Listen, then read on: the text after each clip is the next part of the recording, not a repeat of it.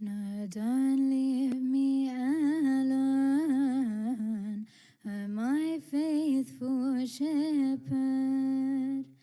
Guide me, dear Master, and be unto me a helper. I am alone without you, nothing at all. I am Lord without you, nothing at all. So take my right hand, the Lord, and guide me in your way forever. So take my right hand, the Lord, and guide me in your way forever. And don't leave me alone in the midst of this darkness. Let your bright face guide me, O Lord, unto peace. I am alone without you, nothing at all. I am alone without you, nothing at all. So take my right hand, the Lord, and guide me in your way forever. So take my right hand, the Lord, and guide me in your way forever. No, don't leave me alone, but hear my prayers and be there for me, dear Lord, for the rest of my life.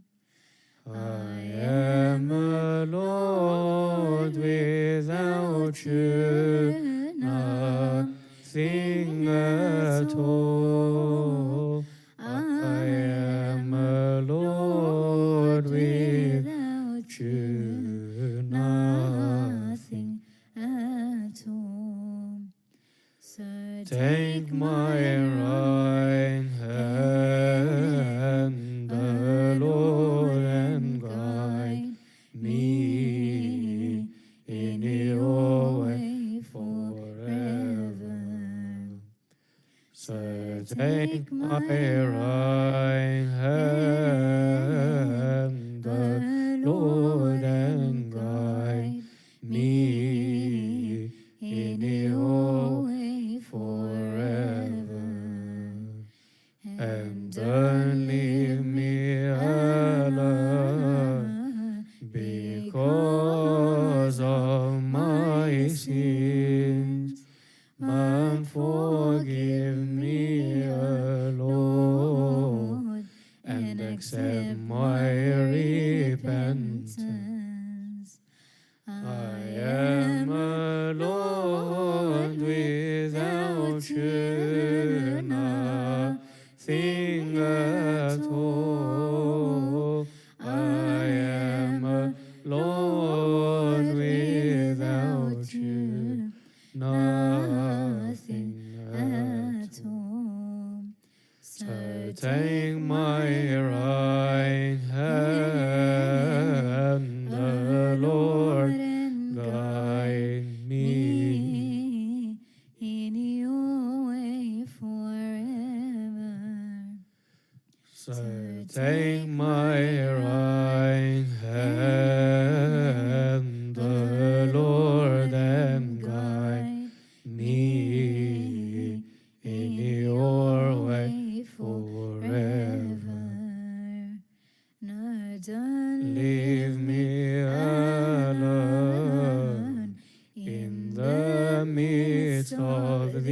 this world, but come quickly, O Lord, and take me to heaven.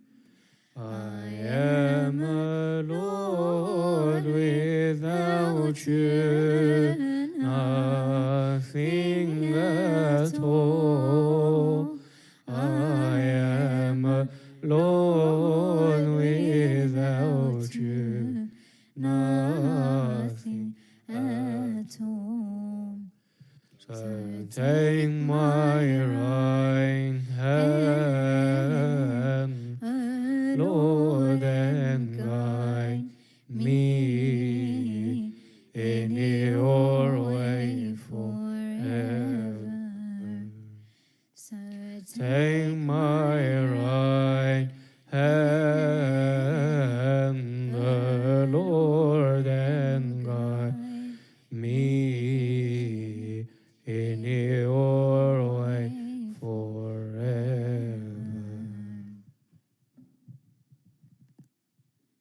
All right.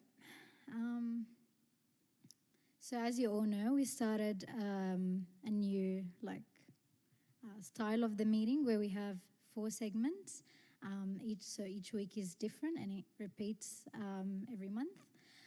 So tonight we'll be exploring the topic Divine Liturgy under Coptic Encyclopedia. And I would like to welcome Mina, Samy, who would be leading the talk tonight.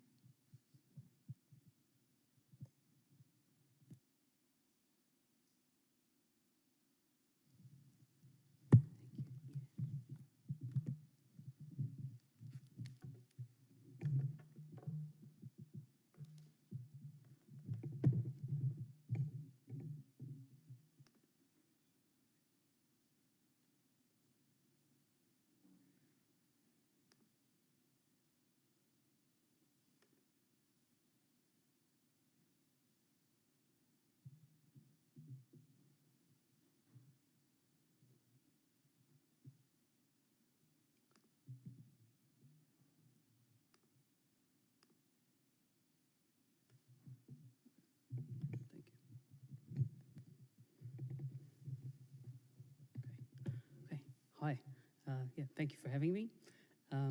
So I was asked to talk about the liturgy, which is obviously a very wide topic. And so I selected just a single aspect of it, which is this idea of that we are the royal priesthood serving the liturgy. So I've split it up into 2 parts. The first part is just a little background on liturgy in general. And the second part is looking at our liturgy, our Coptic liturgy, looking at a few things there to kind of express this idea of royal priesthood.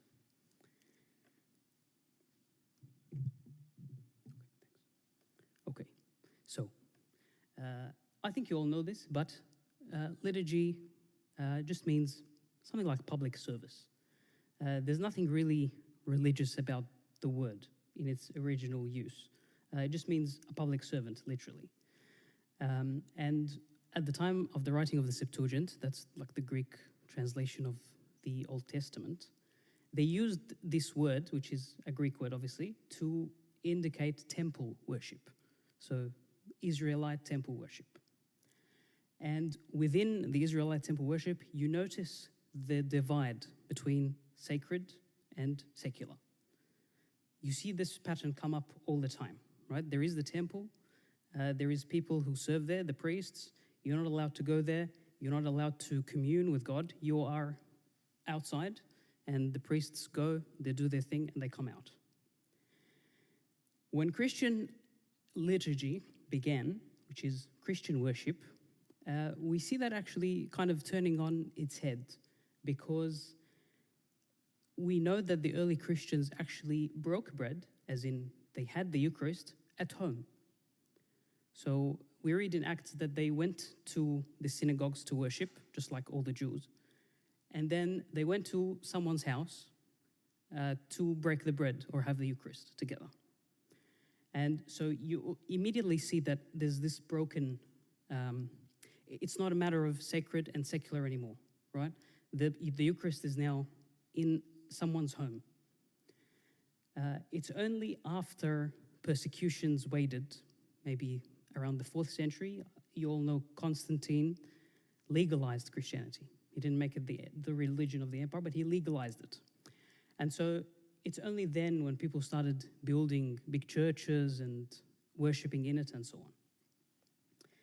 And so to kind of show you a bit of an example of how these early Christians thought of themselves and their Eucharistic gathering, this is a very early Eucharistic text. It's a liturgy, and it comes from the Didache. This is a 1st century source. This is earlier than some of our books of the New Testament even. So this is what it says that you should do about the liturgy when you're breaking bread. So this is what the person who's presiding over, like the priest, would say. We give thanks to you, our Father, for the life and knowledge which you have made known to us through Jesus your servant. To you be the glory forever. As this broken bread, once scattered over the hills, was gathered together and became one loaf, so may your church be gathered together from the ends of the earth into your kingdom. For thine is the glory and the power through Jesus Christ forever. So this was their Eucharistic prayer, right? Just like the wheat is all over the hills, scattered, just like people were, right? We were individualistic, each man to himself. And then with the coming of Christ, just as we take the wheat, we make it into one loaf, we come together during this liturgical celebration and we become one. And so it's not a place we go to, church, right? Church or ecclesia never really meant a building in the beginning. Church was who we are, not a place we go to. So I'll remind you of this bit a little bit later,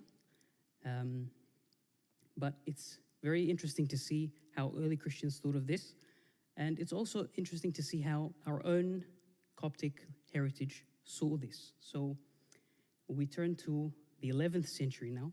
This is a canon on the liturgy, an Egyptian canon. We don't actually know who wrote this. It's attributed to Athanasius, but it's not Athanasius. It might be another Athanasius that wrote this. But in any case, this is what it says. Let no priest celebrate the liturgy before the people are assembled and hear Alleluia. For it is written, the glory of the king is within great assemblies. Wherefore, O priest, wait patiently until all the people are assembled. Obviously, if priests were to follow this now, they would start the liturgy around 10:30 or so. So it continues, for Mark says, the assemblies of the city were gathered together at the door of the house, and when the house was full, they uncovered the roof of the place where Jesus was and led the sick man down that he should heal him. So in the beginning, it's simple. He doesn't even want the priest to begin the liturgy until everyone is here, because we're one body. It's one unit. It doesn't really work if we keep individually coming in. But what is it about the paralytic man that, like, what is the connection? So I'll ask you now. What is the significance of the paralytic man and the liturgy and beginning the liturgy? It's a bit weird, right?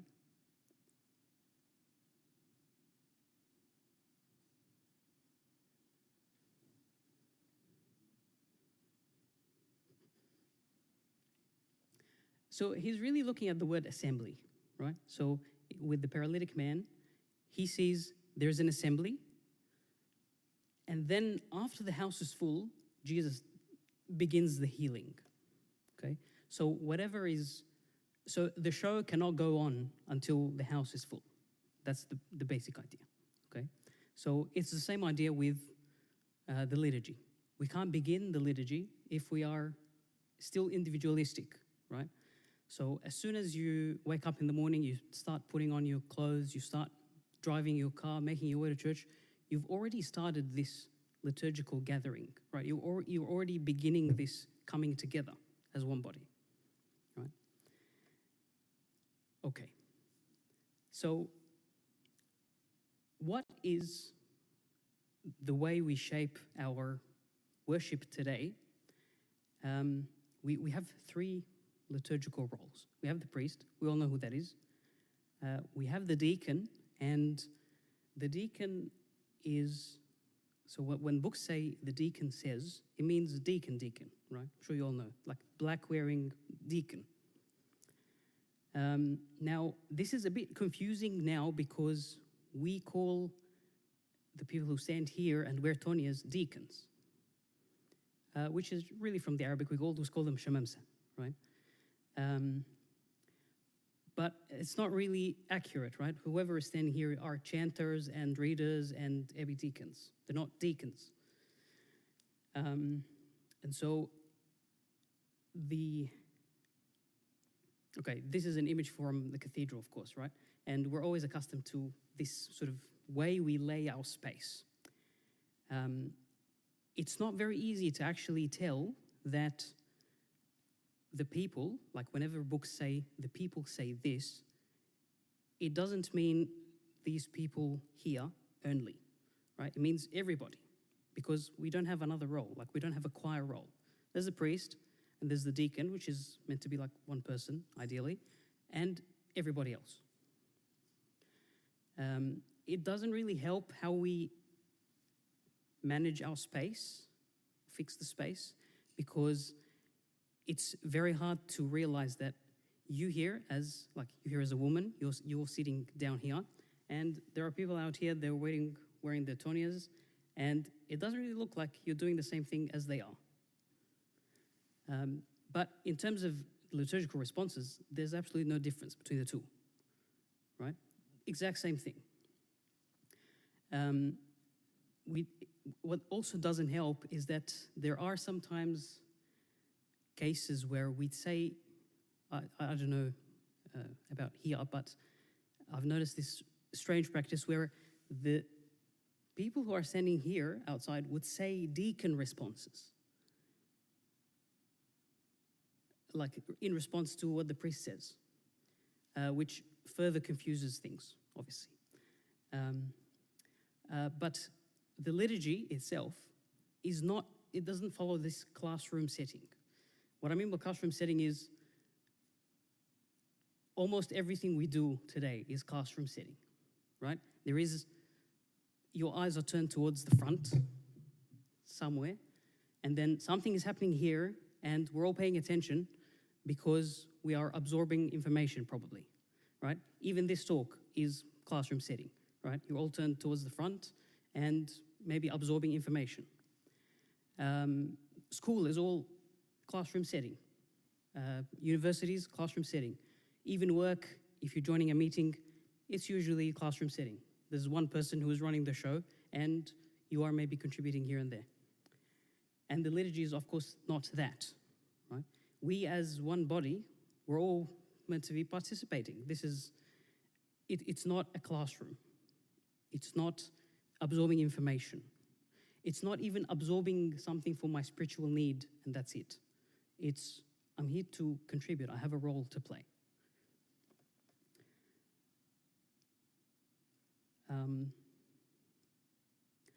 The person who is leading outside here, we call him the ma'allim, he used to not be wearing a tonia at all. He used to be just one of the people, just wearing a shirt and is standing here, and he's leading the people. It's only later that we started ordaining them as chanters, and they wear the tonias, right? But really, it's people. And so I'm saying all this because you as people, you have a role to play, even if you're not wearing anything. And for the people up here who are chanters, please try and incorporate the people as much as you can in what you select, right? Because it's very easy to say something, and I know that I'm going to be just singing this by myself. No one is going to know how to sing with me. So please try as much as you can. I know it's not always possible, but it's worth trying. So this is really the first part, right? Liturgy in general. What I want to explore now is a few things in the liturgy that are a bit cryptic to try kind of figure out what is happening. The very beginning of the liturgy is the preparation of the lamb, the selection of the lamb, and then after the absolution of the servants, the people will say Taishori. Okay, this censer of pure gold, bearing the aroma, is in the hands of Aaron the priest, offering up incense on the altar. The golden censer is the Virgin. Her aroma is our Savior. She gave birth to him. He saved us and forgave our sins. Taishori and Tishori used to be the same hymn, right? It's part 1, part 2. Now we kind of split them apart, but they're one hymn. This looks like, okay, some kind of hymn for the incense, which it is. The priest at the same time is offering incense. He's actually going around the church. This is what he's praying inaudibly. He doesn't pray this out loud. O great and eternal God, who is in all places, dwells with everyone. Be with us, our Master, in this hour. Stand in the midst of us all. Grant us to present before you rational sacrifices and sacrifices of blessing, a spiritual incense that enters the inner shrine, the holy place of your holies. Why is that significant? Like, what do you notice about this that shouldn't really be there? The second paragraph specifically.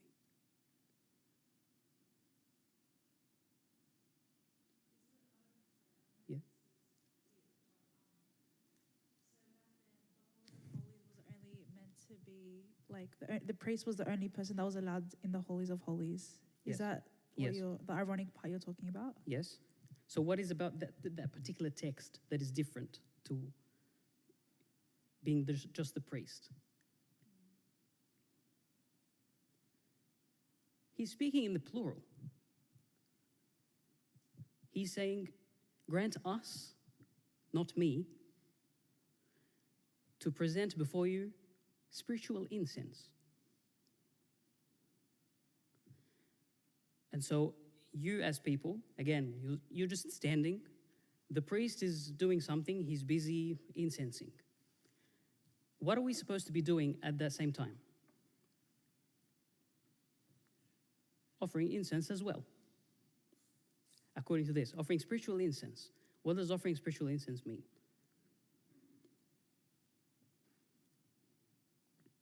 But it's more than just pray. Okay, this is from the letter to the Romans. I appeal to you, therefore, brothers and sisters, by the mercies of God, present your bodies as a living sacrifice, holy and acceptable to God, which is your rational worship. Which doesn't really actually translate well. It's like a worship according to the Logos, like Christian worship. Logikin latrian is, you might recognize from Tinin. We say this exact same phrase, right? We offer rational worship or Christian worship.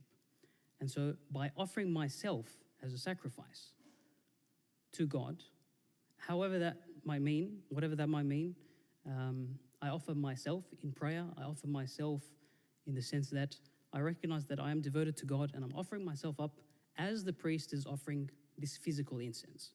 So the physical incense is only a sign of what we're meant to be doing as well at the same time. And this is where this idea comes in. You are a chosen generation, a royal priesthood. And so we are all a royal priesthood, not just ordained priests. In the New Testament, there's no divide anymore between sacred and secular. Okay, now we turn to the greeting of peace. Okay, what does the greeting of peace actually mean? Like, why do we do this?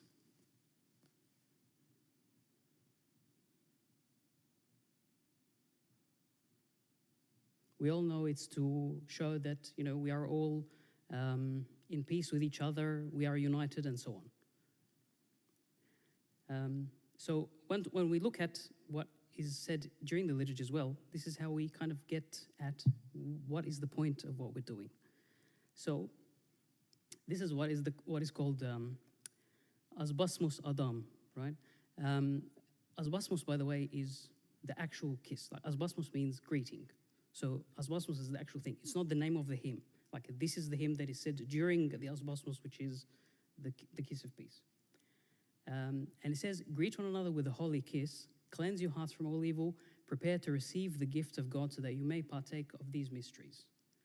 And so this gift, this greeting of peace is not really just something not related to what is going on within the liturgy, which is the Eucharist. We're actually doing it so that we may be able to partake of the mysteries later.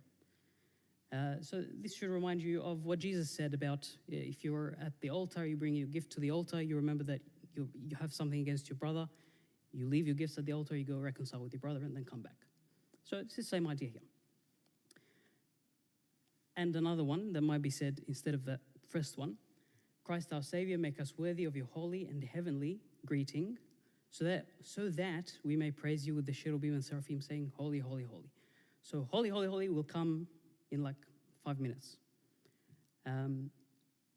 According to this, we want to be able to partake in this greeting of peace so that we may say holy, holy, holy later. Okay? Now, I don't know about you, but myself, I have never heard either of these two. Neither here nor in Egypt. I don't know. They're still in Coptic reader, but they are like third Asbasmos Adam, fourth Asbasmos Adam. Because Ifrahya Maryam or Rejoice O Mary has kind of taken the places of the hymn that is said at this point, which has a bit of difficulty in that it's not related to the kiss of peace at all. Like it's a hymn for Mary, which is fine, but it's not related to what we're actually doing. So, we come to holy, holy, holy. So the priest will start this kind of exchange, and he will say, you are he around whom stand the cherubim full of eyes, the seraphim with 6 wings, praising continuously without ceasing, saying, and then it's our turn to say the response, okay?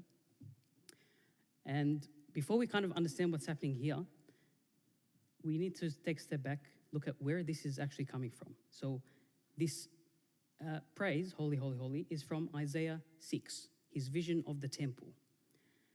This is what it says. I saw the Lord sitting on a throne, high and lifted up, and the train of his robe filled the temple.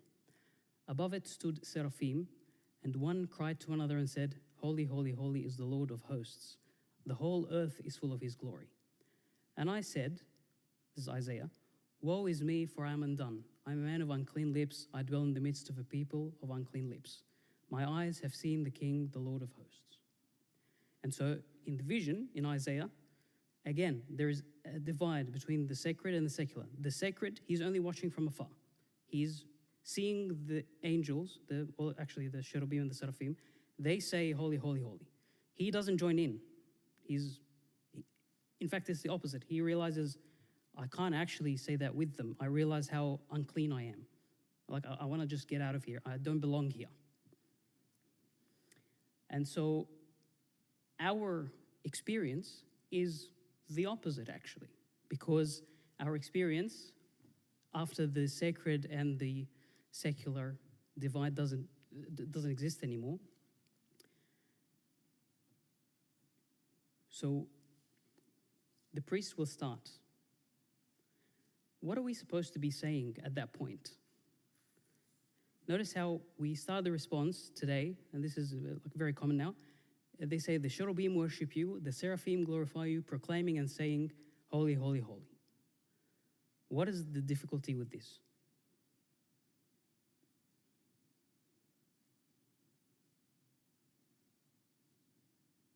Does it make sense at all, what I'm trying to get at? So, notice that Isaiah, he doesn't join the cherubim and the seraphim. He just sees them saying, holy, holy, holy.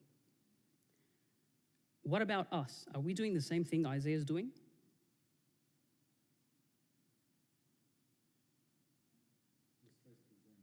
We're supposed to be joining, exactly. But when we begin the response by saying, the cherubim worship you, we've essentially put the holy, holy in quotation marks, right? Instead of us saying the holy, holy, holy, we're actually just taking this from our mouths and we're going back to Isaiah in the Old Testament, right? The cherubim say, holy, holy, holy, okay? Now, the actual response doesn't actually begin with this phrase. This phrase is what is called Valtos as basmos, which basically means it's optional. You can say it, you cannot say it. There's like 5, 6 of them in our repertoire, and you can pick anyone to say. The problem with this little phrase is that it completely reverses the meaning of the praise. We are watching from afar if you say it, right? And usually books used to actually lay it out. They would say the people can say this or they can skip it. It seems that when everything was translated into English, that kind of comment was just lost. So all the books that I've seen, Coptic Reader included, they don't really make that remark anymore. They just have it as just one part. Guide? Yeah, so there used to be a comment that says, the people can skip this, right? But now it's just sort of become part of the response itself. And I'm not banging on Coptic Reader at all, by the way. I use it all the time myself. But now, this is a lot clearer when you look at the Liturgy of Cyril. The priest says, before you stand the seraphim and the cherubim, for at all times everyone blesses you. And with all who bless you, receive also our blessing, as we praise you with them, saying, Holy, holy, holy. Liturgy of Gregory. Christ has established the rising of the choir of the incorporeal among people. He has given to the earthly the praising of the seraphim. Let us also say with them, Holy, holy, holy. Okay? It's a little phrase that kind of inserted itself into the middle, and it kind of just broke down the entire meaning. So once again, we are united in the greeting of peace, and once we do that, we're also united with heaven, right? We always say Christ made heaven and earth into one. It's always associated with the ascension. And so here we actually see that represented here. We aren't watching from afar anymore. We are actually praying, Holy, holy, holy, with the heavenly, because two are now one.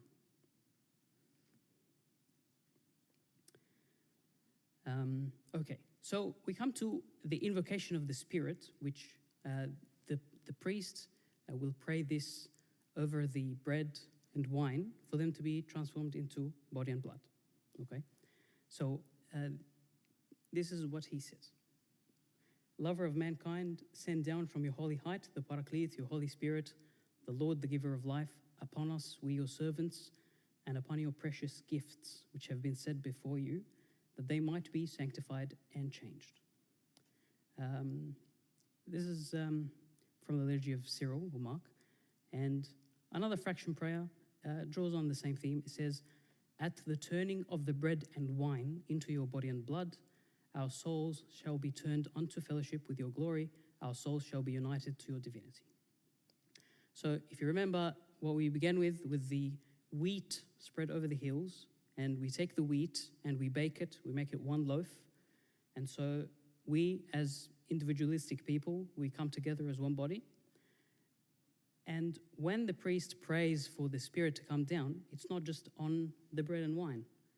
It's the bread and wine and us as well. The same Spirit that goes on the bread and wine is descending on us at the same time. Now, obviously that means that what is happening up here is not really separate from what is happening with us as well, right? We are not bystanders watching something happen that we're just going to go up and take to fulfill a spiritual need, right? It's a lot more than that. Our gathering together is what actually brings about this change, right? This bit in the liturgy, usually called the institution narrative, right? It's in St. Basil, I'm sure you all know it. It's the night he was betrayed, he took bread, he broke it, and he makes it into his holy body, and then we say we believe. He makes it into his precious blood, we believe, and so on. Now, the fact that we have this kind of text in the liturgy has sort of made scholars of Eastern and Western backgrounds to kind of say that this is the exact moment that is of utmost importance in the liturgy. Like, this is the apex. This is it. This is the top of the hill. There's a lot of problems with that once you look at our liturgies, because we don't really break down the liturgy into little pieces and say, this is the most important, right? This is usually what we do with the sciences. It's usually good things for the sciences, right? You want to study something, you take it apart into 50 different bits, you study each bit individually, and you can study the whole, but it's always important to study the little bits. We can't really do the same with the liturgy. It's not science. And so the Coptic liturgies actually have 2 to 4 invocations of the same language. And so depending on which liturgy the priest is praying. By invocation, I mean a text that actually says the Spirit will descend and change. So it's asking the Spirit to descend and change the bread into a body. Some invocations are actually for Christ. They're not for the Spirit. So the invocation is for Christ to change the bread into body. The very block, like the bit we call institution narrative, is actually what was added to the liturgy around the 4th or 5th century. Originally, liturgies didn't have an institution narrative. And there are actually some liturgies that still survive today, not in the Coptic Church, but other churches. They don't have an institution narrative at all. So they don't have that bit that says Jesus took, he broke, he gave, he makes it into his holy body. They don't have that bit at all. I'm not saying all of this to just confuse you, but I'm saying that what is going on is a lot more than a few words that are said, and they're doing the trick, they're making the change, and that's it. Because obviously, like, what's the point of anything else? Like, if this is the most important thing, and it's just very easy to rely on this particular thing as, okay, this is the most important part of the liturgy. This is what makes the change happen, and so why do anything else? But as I hope you've seen, everything is kind of connected. Everything is related to each other. Sorry, just in Yes. regards of breaking bread, I wanted to ask, is there a reason why Coptic Orthodox, for us Christians, we have bread, but in Catholics they have like a different type of representation of the body? So this kind of debate between leavened bread and unleavened bread is a bit old. I think it's resolved now, and I think everybody has agreed that this is a silly issue and we don't care. But it used to be like a huge thing in, I think, the 6th century, if I remember correctly. But it's just like people would use any kind of bread, really. Like, it doesn't really matter. Yes. But then people who were from different backgrounds would use different kinds, and they associated different significances to the particular material. So they said, I don't know, the leavened is like sinful, and the unleavened is, I don't know, something like that. But in any case, they sort of I hope that that's the case now, that everybody agrees that it was a silly debate.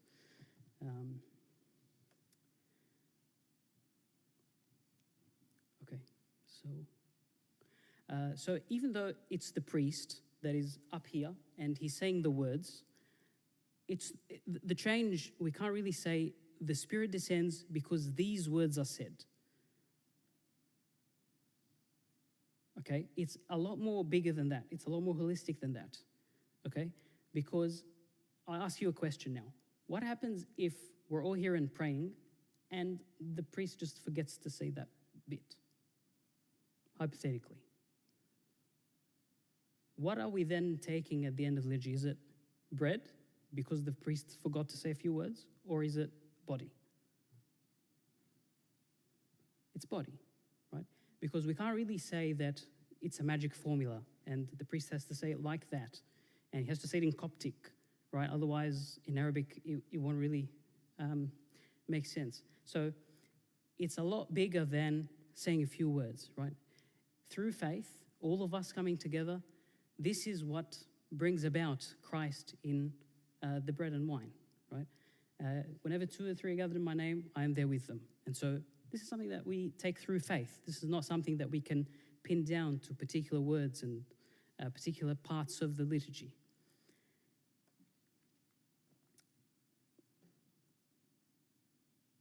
Okay, yeah. So I know that it is very simple to say, you know, this is the point where it happens, and the Spirit is the one that changes it. But please know that it's a lot more than that. Like, it's fine to say that to just simplify things a bit, but it's a lot more than just that. Like, it's not reductionistic in that sense. Okay, this is my last slide. The concluding hymn, which we say, you know, Mina, Alleluia, Lux Evetri, and then the conclusion. This is the conclusion that we find in pretty much all like really old books, and it is still preserving that idea of a community together. It says, "We have partaken of the body and blood of Christ. Our heart has become new. O our Saviour, forgive us our sins. O Christ, the Word of the Father, the only begotten God, grant us your peace that is full of every joy." This sounds like something that people would hear at the end of the liturgy, right? It fits in what we're doing. Notice how it speaks of one heart. Our heart, Ben Hit. And so it's like the goal of the service has been accomplished, right? We were like wheat scattered over the hills. We came together, and partaking of the body and the blood has renewed our now single heart. The conclusion, we don't say, I haven't heard this at all as well these days. What we say now is like an abbreviation, like abbreviated concluding hymn. But I really wish churches would reuse this because it makes a lot more sense than praying for the air of the heaven as we're about to leave. So the communion is not for my spiritual need, and that's it. It's a lot more than that. I'm not here. I don't go on Sunday to take something for my spiritual need, divorced from the people around me. The taking of the Eucharist together is what brings us together more in unity, together more in love, together more as revealing this kingdom of God that we belong to. That's it. So that's all I have to say. Thank you very much for your attention. I would love to hear your comments if you have any.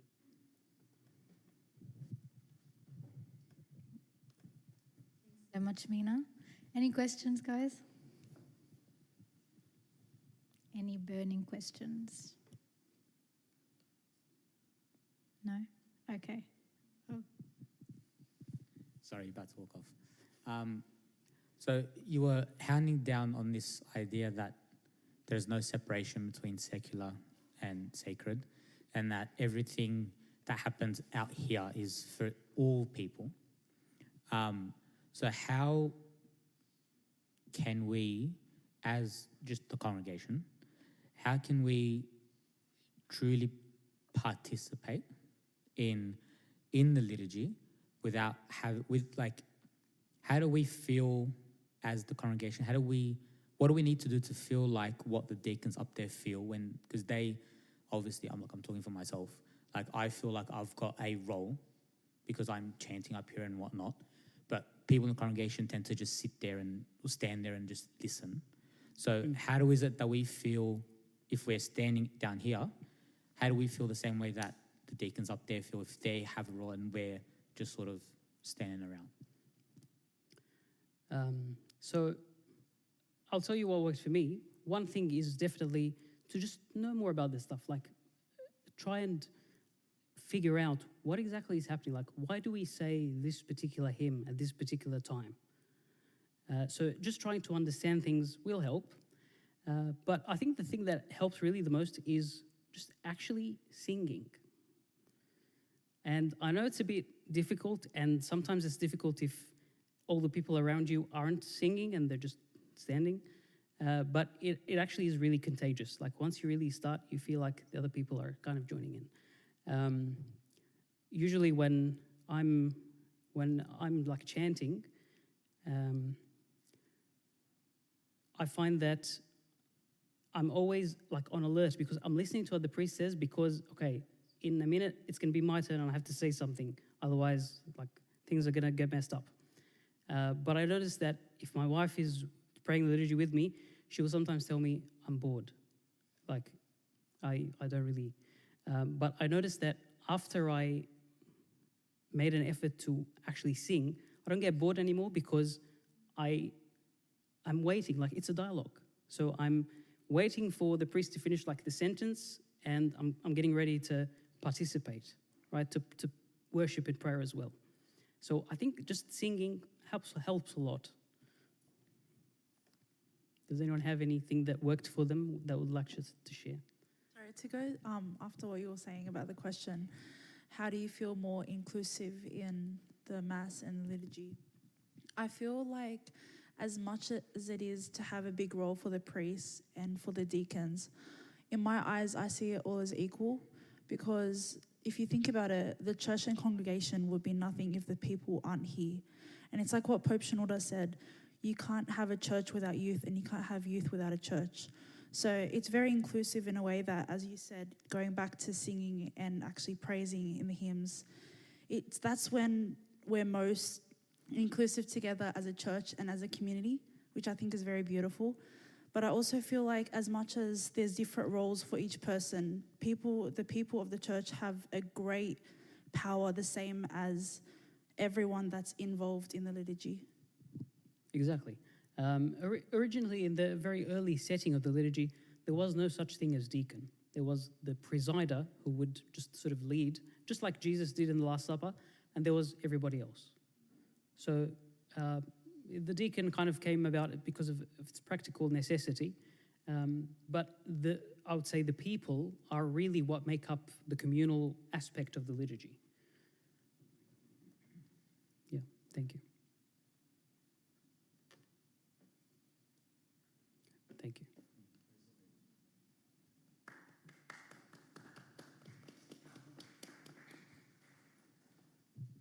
Thanks a lot, Mina, for everything. So I'll wrap up real quick, guys. So first things first is, what time does the meeting start, everybody? I'm not letting go of this point, and I have everybody bring it up every time. What time does the meeting start? No, starts at 7:30 with Vespers.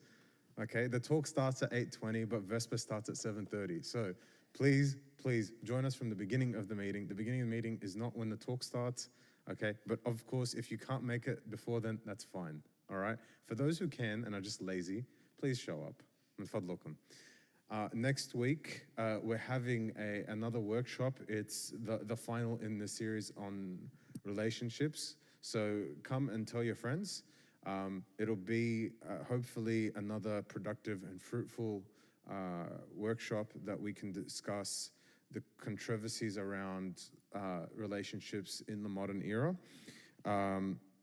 We have Wednesday Bible study with Abuna Shnuti.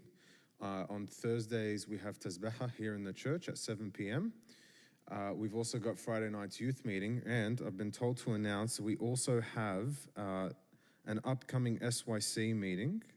So that'll be on the 22nd of June. That's Thursday, not next week, but the week after, in 2 weeks' time. Yeah, so not this. On the 22nd of June, people can do the math themselves. I'm not going to sit here and debate. So on the 22nd of June, on Thursday, the meeting will start here at 8 p.m., okay? That's a combined SYC meeting for everybody to come from all the churches, East and West. And Friday night's youth meeting, as you know, starts at 8 p.m., 7:30 again with Vespers. Tonight, we have a bonfire. So at the conclusion of the meeting, we're going to ask that you guys follow some of the servants, and we'll take you around to the back where the bonfire is. It's cracker. So yeah, please don't leave straight after the meeting. Enjoy the bonfire and like some chills, yeah? All right, let's stand up for prayer. Thursday the 22nd, yes.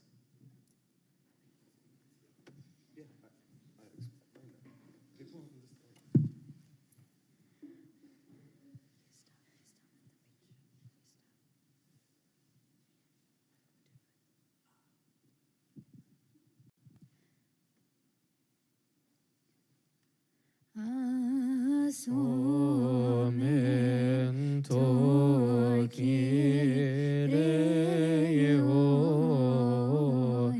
doxos ar vedoxas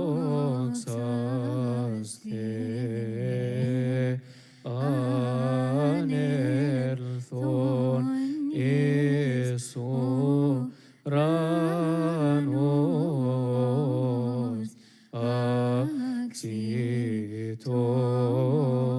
parakleton tom pneumatis ali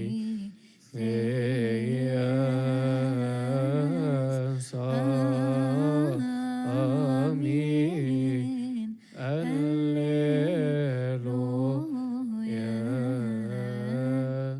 Let us praise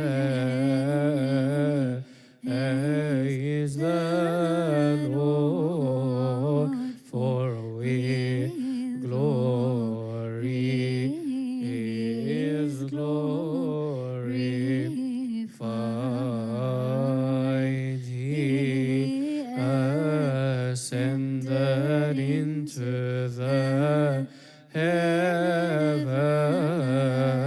and sent to us the Paraclete, the Spirit of truth, the Comforter.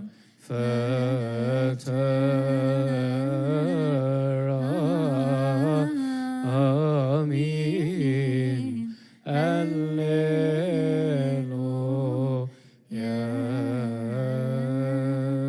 name of the Father, and the Son, and the Holy Spirit, one God, amen. We thank you, dear Lord, for making us worthy, Lord, to be standing in the holy sanctuary, and to make us worthy, Lord, to come and partake, Lord, of the holy mysteries. As we heard tonight, Lord, the important significance of the Eucharist and the liturgy, Lord, and how you unite us all together. Help us, Lord, to understand that we are members in the one body. This, Lord, concept will change how we deal with each other, will change how we perceive each other, will change everything, Lord, about interaction, so we can fully understand what you meant when you said that the law could be summarized, the commandments could be summarized in loving God and loving people. Help us, Lord, to understand this very important concept, that we cannot say we love you unless we love each other. And this, Lord, the liturgy is one of the beautiful, Lord, worship that we come together, Lord, and be united. Help us, Lord, to have the unity and the peace in the church, because the devil, Lord, wants to scatter us, because he knows the power of unity and the power of being one, united together. I ask you, Lord, to bless this church, bless all my fathers, and those, Lord, who labor in this meeting, all the servants, be with them and reward them. Those, Lord, going through a difficult time, be with them and support them. The sick, heal them. And we ask these prayers, Lord, and through the prayers and intercessions of St. Mary and St. Mina and the saints of today. Hear us, we pray thankfully. Our Father, who art in heaven, hallowed be thy name. Thy kingdom come, thy will be done on earth as in heaven. Give us this day our daily bread, and give us our trespasses, as we give those who trespass against us. Lead us not to temptation, but deliver us from evil. Through Jesus Christ our Lord, for thine the kingdom, power, glory forever. In the Father, and the Son, and the Holy Spirit. Amen. And now, love God the Father, grace of his only begotten Son, our Lord God and Savior Jesus Christ, the gift and communion of the Holy Spirit with you all. Go in peace, may the peace of all be with you. Please make your way to the back where we have the bonfire.